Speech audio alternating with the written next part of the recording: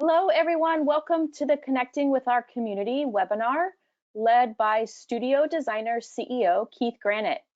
Thank you for joining us today. Today, our guest is Marc Szafran, President of Holly Hunt. We invite you to submit written questions anytime during the session. After Keith and Marc finish their conversation, we will begin our audience Q&A. If you go to the GoToWebinar control panel under questions, you will see a dialog box to type in as seen in this screenshot. We will try to get to as many questions as possible. And now here is Studio Designer CEO, Keith Granet. Welcome everybody to Connecting with Our Community. We have been loving this series that have included important vendors and leaders within the industry, and so we're glad you're here to join us. Today, we have a really special guest, which is Marc Szafran, who's the new president of Holly Hunt. Marc comes from this industry, spending a lot of time first with Tom Felicia, where he was the president and his talent manager, and grew the brand with 7 licenses, and then moved on to Michael Smith, where he was president of Michael's companies as well as Jasper, their showrooms and their manufacturing and sort of the interior design business and all of the facets of Michael's very robust business. And then now he has moved to Holly Hunt as their new president. So I'm excited to welcome Marc and have him join us and talk to you about his new role. Marc, are you there? Yes, hey. I am. Hello. Thank you for being here. Of course, thanks for having me. So first, congratulations. It's quite a role you've taken on, and we're all very excited for you. This is quite a time to actually take on a new position. So how's it going? It's been surreal. Last thing I expected was to walk into this. I mean, I knew it was going to be challenging, but not this challenging. So, but it's going well. It's going well. Let's put it this way: never a dull moment. So, how long have you been on the job? My first day of work was March 16th, Monday, March 16th, which, if you remember, was just about when the world turned completely upside down. I think there was about half our office was in the main offices here in Chicago on West Adams Street on that Monday, and by Friday I think we had about 10 people walking around, and then we closed the offices and moved to remote and virtual working on Friday the 20th. So nothing like a new city, a new job, and the same 4 walls, new apartment. This is true. Well, there's a lot to be said about quarantining and self-isolation with exclusive time to be spent focusing on business and contemplating both Chicago and Holly Hunt.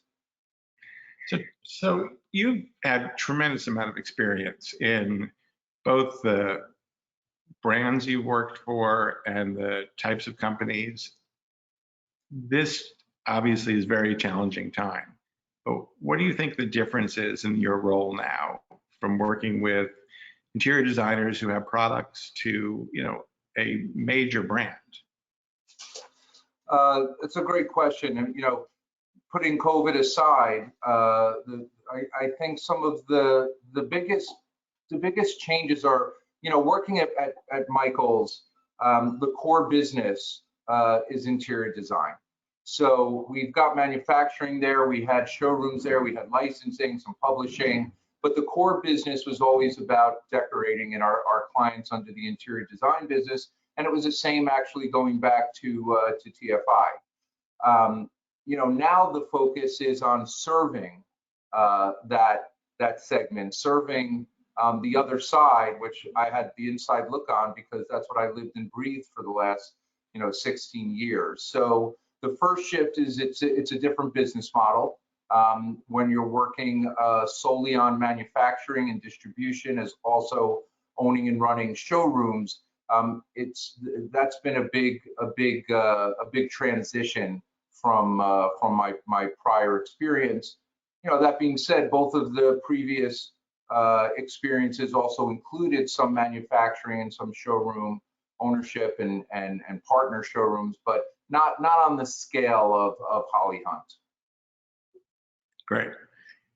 You know, Holly's always been known for the most beautiful showrooms, the most beautiful product, and actually, you know, a really robust, great website, and you know, a great experience. And I've had many conversations with Holly about that. Given what we've all been forced to do, and actually Chad Stark said this, that who's responsible for your digital transformation? And he said COVID. And it just made us all jump right into it in a way that we never expected. So in your role and in the future of Holly Hunt, do you see technology as taking a major role, even as you create more beautiful showrooms and more beautiful product? How will technology sort of change in your mind? Well, yes, of course. I think technology is the most significant driver, not just for the future of Holly Hunt, but also for the industry and for the business. And I would answer differently. I wouldn't say that the biggest driver of technology has been COVID. That's not true, and I don't believe that, not just for this company and the industry, but in general. To me, the pandemic is really an accelerant or a catalyst for what we're seeing.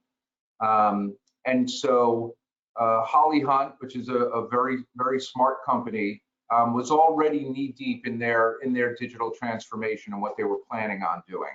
I think what COVID did was it highlighted the need to push the technology more quickly. And so it accelerated it, but it wasn't a response to it. And I think anyone who is responding with technology and improving their technology because of the current crisis, I wouldn't want to be in that situation.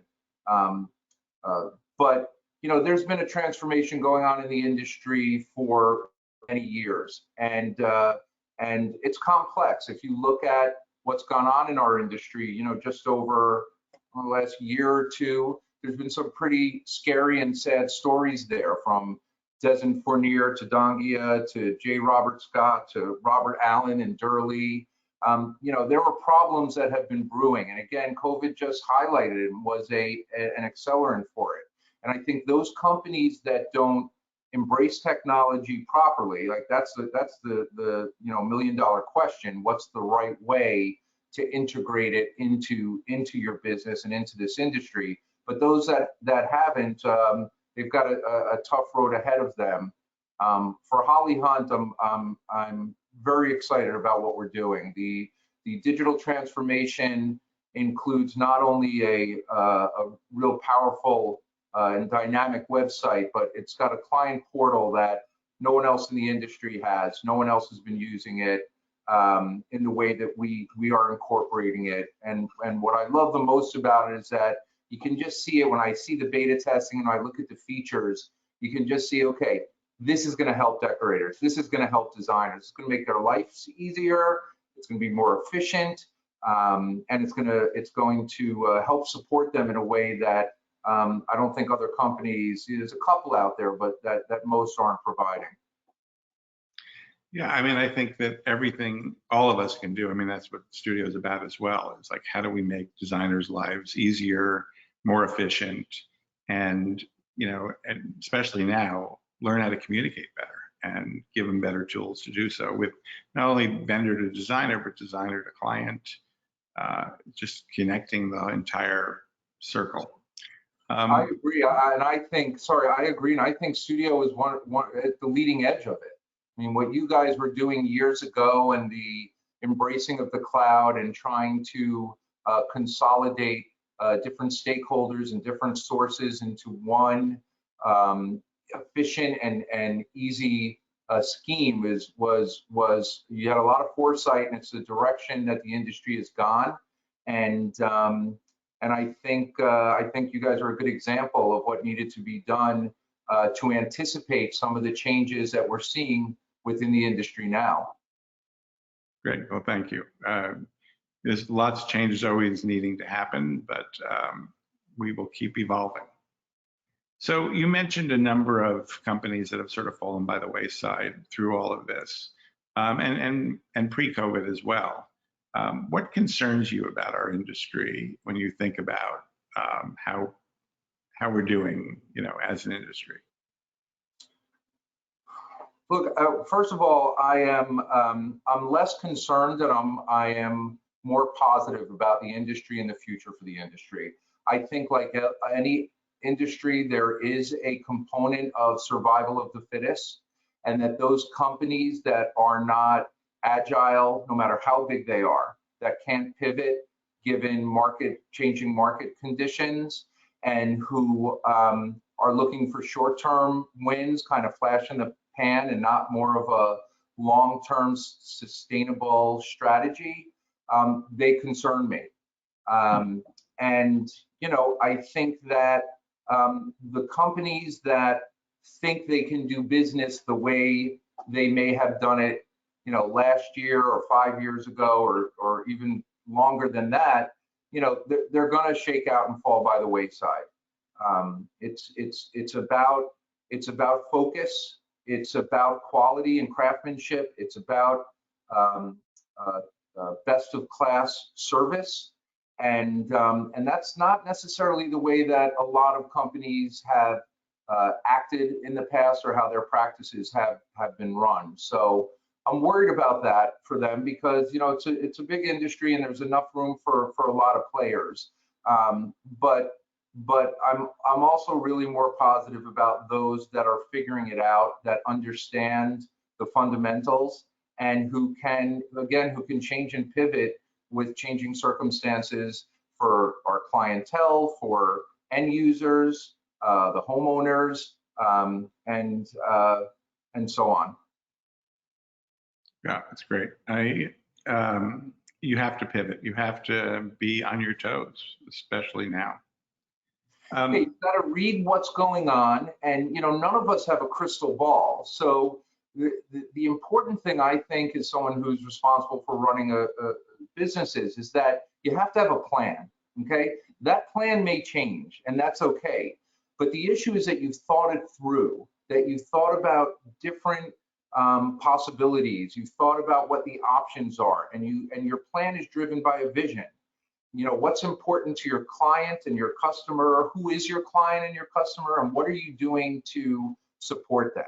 You put a plan together with that in mind, and as the market changes, which it's going to, it's going to change probably another 2 times. We'll see some dramatic shifts even before we get to the end of this year, in large part because of COVID, but again, not created by COVID, just highlighted by it. And you've got to be able to somewhat anticipate it. If you don't have it exact, of course you won't, but the key is that you've thought about it, and that you have the ability to change on time and ahead of the curve when you see these things on the horizon happening.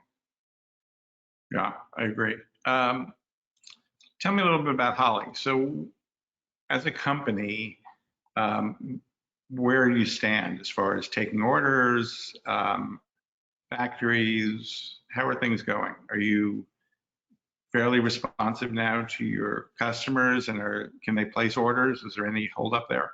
Yeah, absolutely. So we've been responsive from the beginning. The things change every day, first of all, in terms of regulations at the state or local level, executive orders that qualify something as an essential business versus a non-essential business, and for us and many in the industry, that's been a complex road to navigate, because some of those executive orders, they're not necessarily thinking about to the trade businesses like we are. And so where we fall has been, and I mean we as an industry, has been a challenging question. But that being said, for Holley Hunt, particularly our showrooms, physical showrooms closed right away.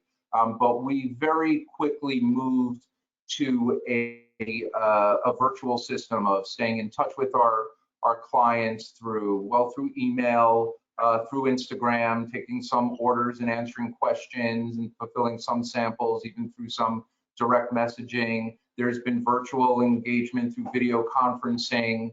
And there's been, what I'll call old school ways, which is picking up the phone and calling our clients and finding out what they need and what their concerns are. Orders have been safe with Holly Hunt from the beginning. So even though production slowed down for a bit, starting 2 months ago because our production facilities closed down, they've opened up. We've got 50% of them are open, including our manufacturing facility that's in Texas, which is great news. And in addition to that, we've been in close contact with our supply chain and third-party vendors, which has been extremely tough on them as well. And we've been trying to work with them to ensure that they can keep their businesses running or at least keep them operational during this period. One of the great things about Holly Hunt is that it has a very robust inventory position. So we have a substantial in-stock and quick ship program.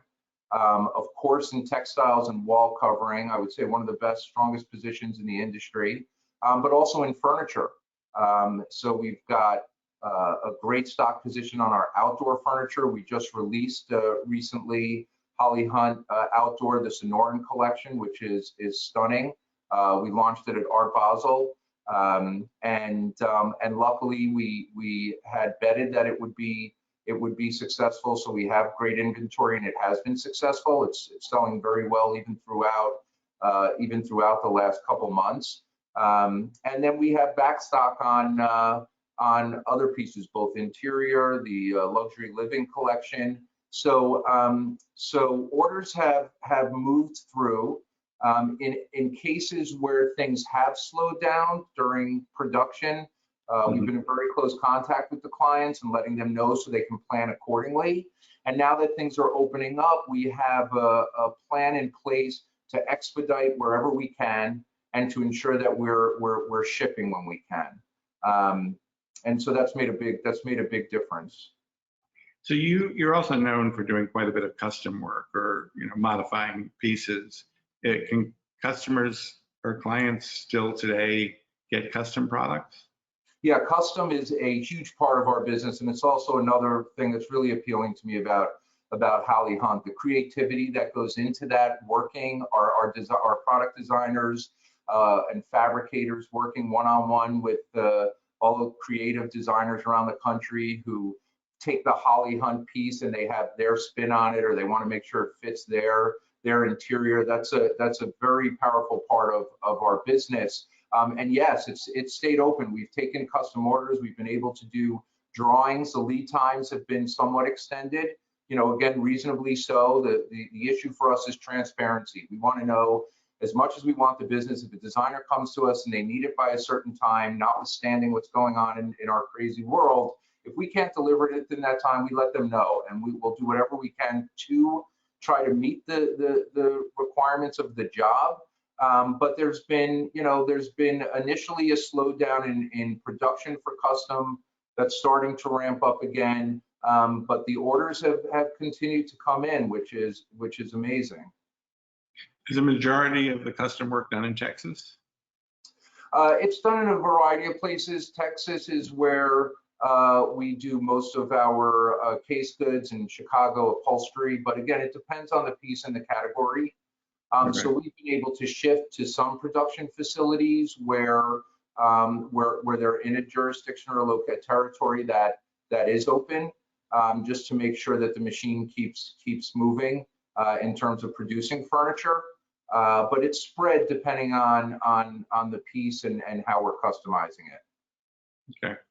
Have you had any issues with receivers not being able to move the product or take the product in?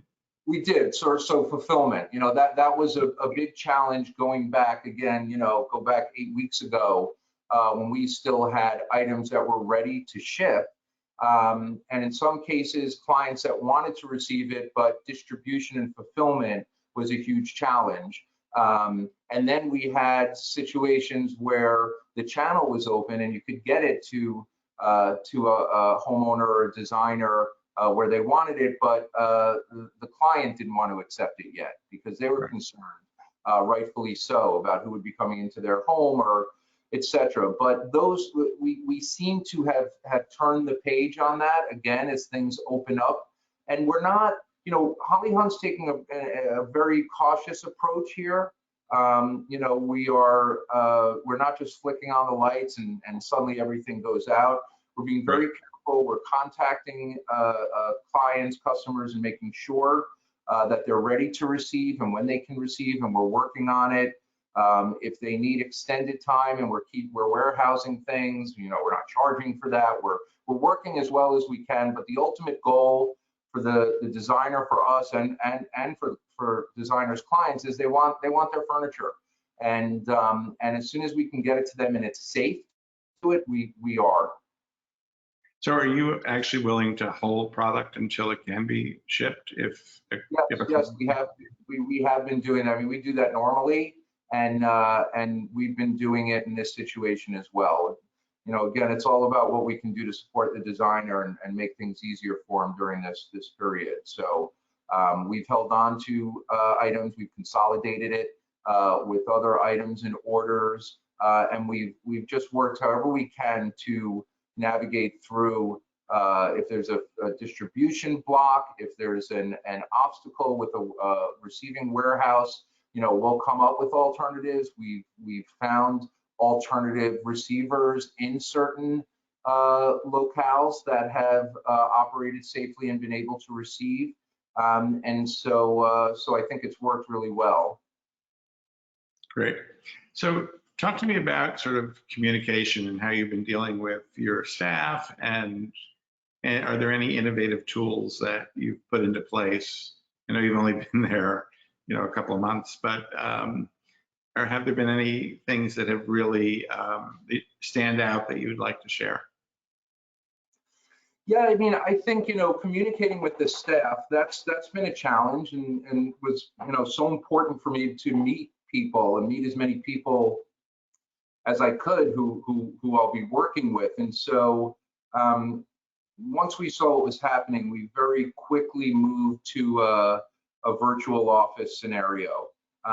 And that wasn't easy because, you know, there's over 300 employees and they're spread around the world. And we had to make sure that they had the right equipment, the right hardware, the right technology in order to make communication seamless and efficient. And so we basically set it up the first week that I was here. We were shipping out laptops and docking stations and cameras, and that's worked well. We've done a couple of virtual meet and greets or town hall meetings, and we're going to be doing more of it. So it's connecting in the time of Corona. And with our clients, as I said before, I mean, you know, if clients have a way to get in touch, then we'll facilitate it, whether it be through email or telephone or any other technology.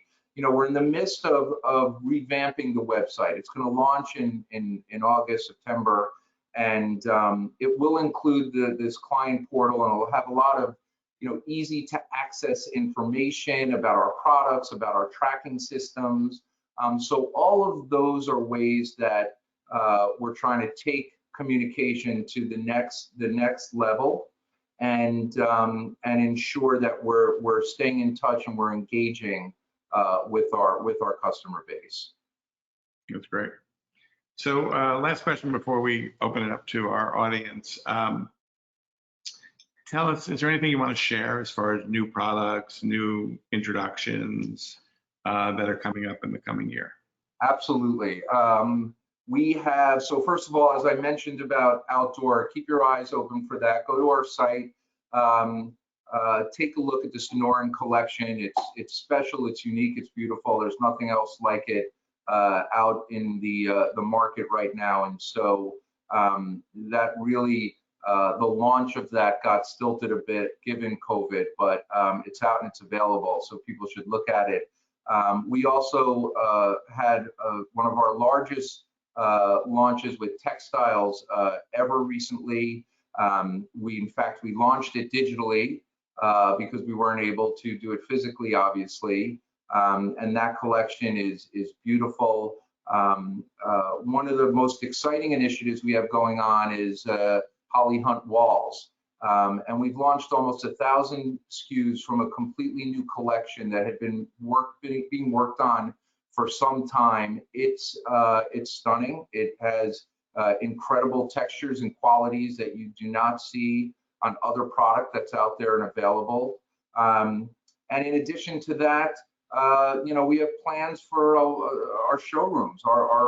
We still believe very strongly in the importance of the showroom. With all the technology and all the transformation, we still think it's a vital part of the interior design model, and we stand by it. So in Los Angeles, we are building out a 20,000 square foot showroom. So while most companies are pulling back and trying to get out of their leases, we've gone and identified this fantastic location. It's going to be a different showroom than anything you've seen before, but it certainly will still have the Holly Hunt DNA to it.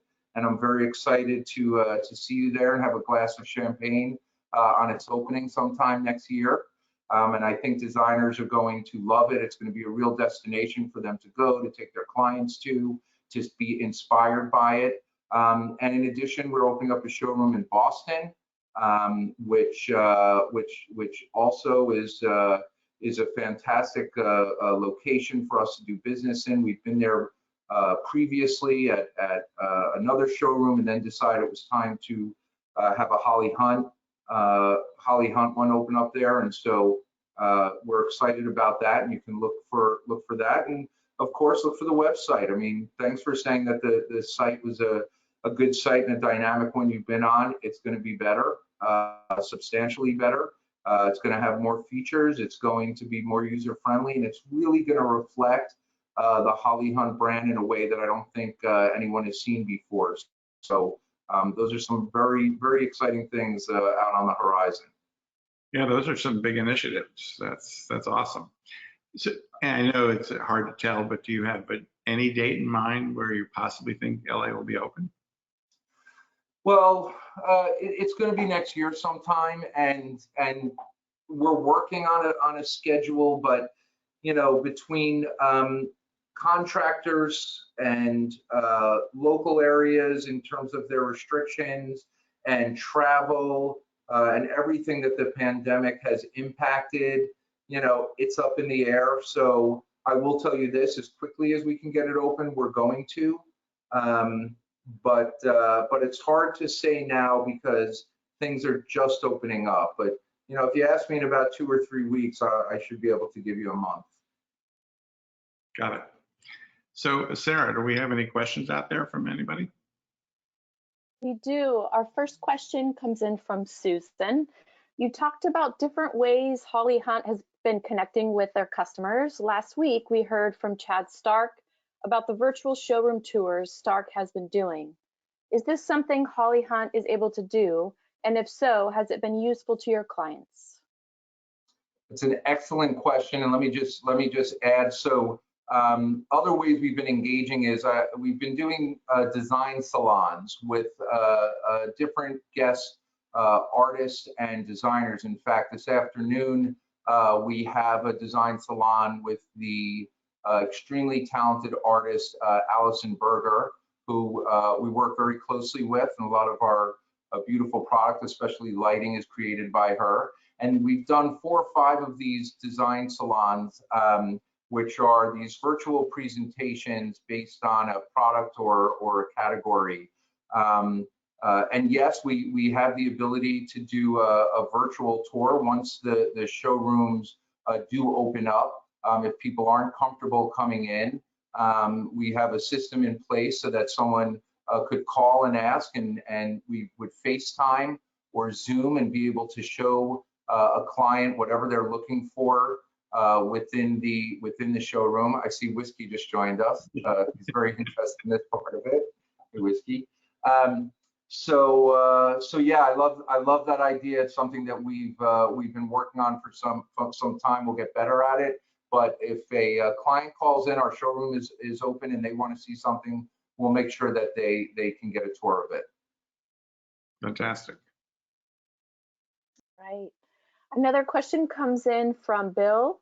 Now that Holly is not running the company, are there any plans to keep her involved in the company? That company is always Holly Hunt's company. It's her legacy. She's the founder of it, and she is amazing, as you probably already know. I talk with her frequently, a couple times a week. She's been fantastic in helping my transition over, and as much as Holly wants to be involved, she is involved. She's her creative direction, her editing is key to what we're doing and what we're doing as we move forward. So Holly's as prominent and as excited about the changes that are going on as I am. Awesome. Good.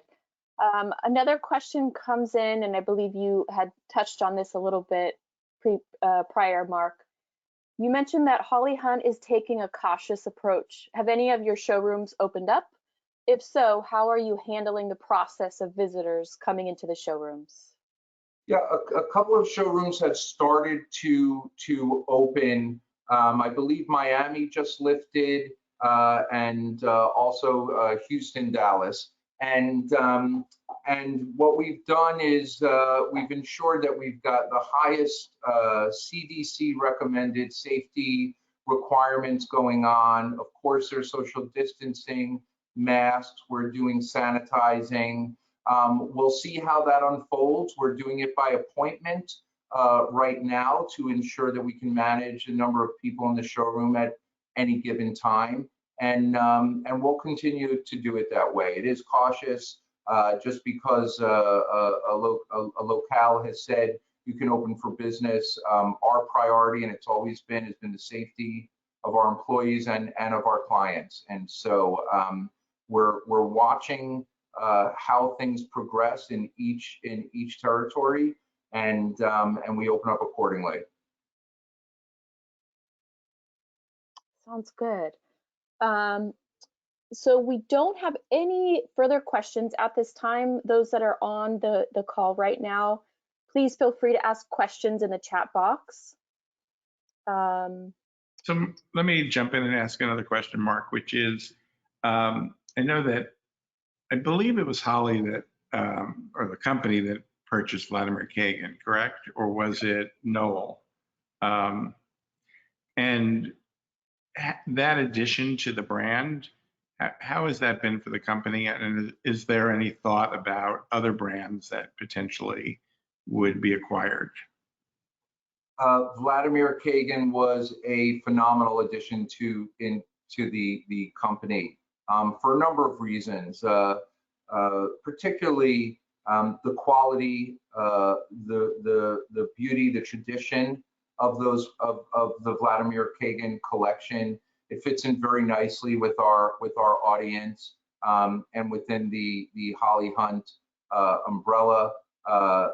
Some of the people who are in the workshop and working there today are people who worked with Vladimir when he was running it, and so it's a real jewel. It's a real asset to not just to our business, but I think to the industry and to designers, and the product is absolutely stunning.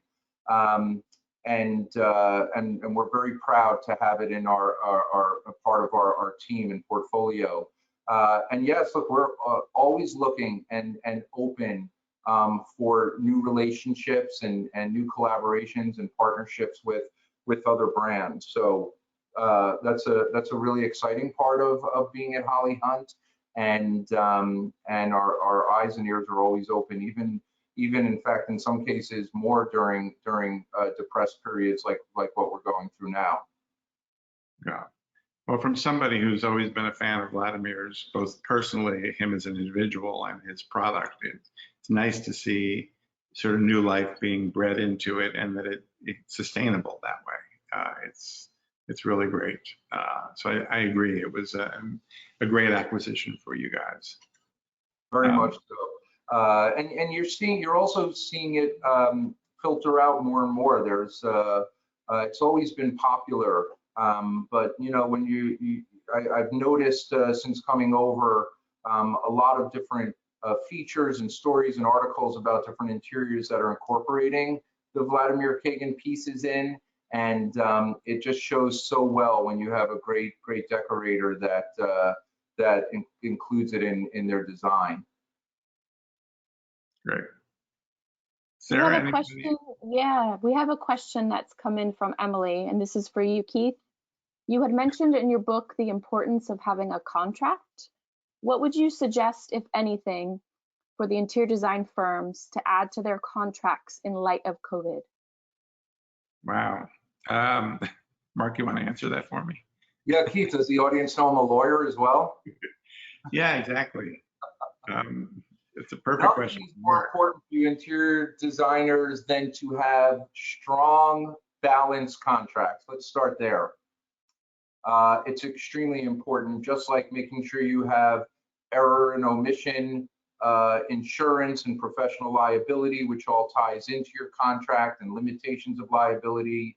If you don't have a solid contract, I suggest you reach out, find a good attorney who specializes in doing so, and make sure it makes sense for your business and for your clients as well. I would say from a legal standpoint, the first thing that's really important to make sure your contracts have is a force majeure clause. A force majeure clause is known as an act of God. It's when something happens that's outside of your client's control, and it freezes the agreement, it freezes the services you're preventing without penalty. And so I would say an important thing to ensure is in that clause, it now includes a pandemic or something similar to something like COVID or similar that could bring things to a screeching halt and essentially protect you from being liable for anything that you can't do as a result of COVID or some other act of God, such as war is considered that. Terrorism became something much more prominent in force majeure clauses after 9/11, etc. I think the other thing to ensure you have is less about it being in the contract, but to talk to your insurance broker and make sure that your policy, let them know some of the challenges you've been going through in this situation, and get advice what your policies should have in order to protect you if it happens again. Good advice. And I think that one of the things you said earlier, Mark, was that having a strong and balanced contract, the key word being balance, because let's face it, your clients are always going to be wealthier than you are, and their attorneys are going to be a little bit stronger. And I think when you get to a point where you have to pull out your contract and start talking about what you can and can't do, the relationship starts falling apart. And this is such a relationship-based business that my advice is your contract is about setting expectations, what you expect the client to do, what they should expect you to do. And yes, it's important to have clauses that protect you that Mark mentioned, but just remember the contract really is about expectations and should not be about you fighting somebody, because ultimately it's very hard to win. Right. That's like worst case scenario. I think you're absolutely right.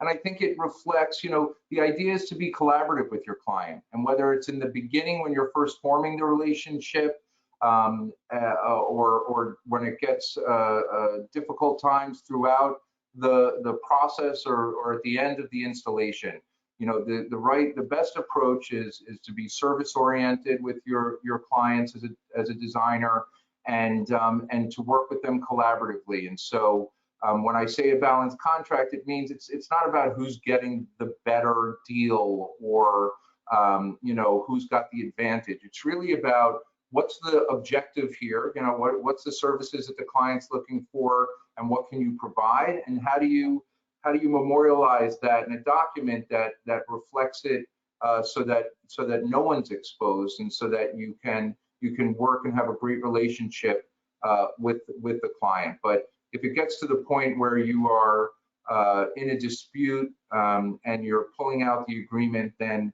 that's unfortunate. And of course, you want to try to avoid that as much as possible and whenever possible. Great. All right, we have a question, or actually, question from Drew. A fun question for you, Mark. How do you like Chicago so far? I'm loving Chicago, at least what I've seen of it. You know, I'm familiar with the city because, well, first of all, I was born and raised on the East Coast in New York. I have family that lives here in Chicago. I come a couple times a year. I try to avoid it during the winter, but Thanksgiving is one of the times I come here. I went to college in upstate New York in Syracuse, so cold winters are not new to me, although my blood definitely thinned the last 9 years living on the beach in Marina Del Rey. But aside from that, I think Chicago is one of the best cities in the country. There are not many I would have moved from Los Angeles for a job to, and this is one of them. Incredible food, great architecture. You know, there's a river running through the city. You've got the lake, and most important, the people. I love the people in Chicago, in this city, and I knew that already. But coming here during this period, when you know, tensions are higher and things are more intense, really shows how wonderful Midwest people are. And people have been very welcoming to me, both at the office, Holly Hunt, here in my neighborhood, and I can't wait to get out there at the right time and with a mask, but I can't wait to get out there and to start enjoying the city. All right. Great. So we have time, I believe, for one more question. Okay. And this is from Emily. Mark, you had mentioned the introduction of the outdoor line at Art Basel. I don't know if I'm pronouncing that correctly.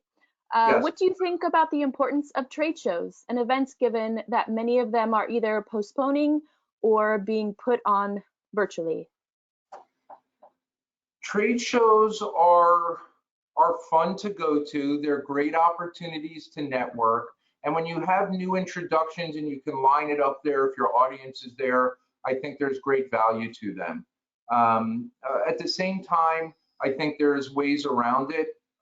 If shows are going to be closed down, as they are for some time, I'm not concerned about getting pieces in front of designers and having them get samples to their showroom, to their sample rooms, or their libraries, at their firms.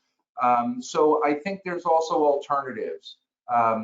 And of course, we'd love to have, you know, these events where lots of designers are coming, and you know, in a weekend or in a week, we can show off new product that we have. But I think there are workarounds to it, and I'm not concerned by the fact that a lot of these trade shows may close down, at least temporarily. But you know, it's some of the best when they're open and operating, and depending on which one you go to, there are great opportunities to find new resources, to see inspirational work, to see emerging artists and emerging entrepreneurs that are building new furniture and other furnishings that they're displaying. So I hope that they're able to figure out how to keep their head above water during this period, and that at some point we'll see them reemerge, probably in a different fashion, maybe not as numerous, maybe not as large or as frequent, but I do think that once they figure out their business and get through the worst of this pandemic, that they will reemerge. Yeah, I agree. I mean, we're going to get through this. You and I have spent many years at High Point together. And, you know, I just think those relationships that are formed and the ability to meet new people and see new product, it's important, and it'll come back. I agree, and High Point's one of the best ones. I really support that one. I love it. I haven't gone the last couple of years because of schedule, but you know, I've been to, I think, 15 or 16 of them, and it's one of the best ones in the country. So I'm looking forward to what North Carolina does and how they get through this as well. Great. So I think we're at the end, and I just want to thank you for joining us and being a part of this. And again, congratulations on your new position. It's very exciting, and we can't wait to see what comes out of Holly Hunt in the future, and to watch what you do for the company. Thank you very much. I appreciate it. I'm happy to have done this, and it looks like Whiskey was happy to join in with us as well. And I want to just, you know, say to the audience and to the designers, I'm going to echo what Keith said. I know it's a difficult time, but this business will get through it. It will endure, and I will make the offer that Holly Hunt is here to support you. That's what we're about. That's what we're doing during this period and beyond. So if you need it, if you have questions, if you're concerned about orders or placing something, just call up your showroom, call up your sales representative and associate. They will walk it through with you, and we'll do whatever we can to make you look good. So thank all of you, and good luck. All right. Thanks, Mark, and be well, my friend. You too. Thank you. Okay. So Sarah, do you want to tell us about next week? Absolutely. Thank you, Keith. Thank you, Mark. Our guest next Wednesday, June 3rd, is Lou Taylor, Principal of GP Schaefer Architect. You can register from your Studio Designer dashboards. And for any additional questions or feedback, please email us at hello@studiodesigner.com. Thank you, everyone, for joining.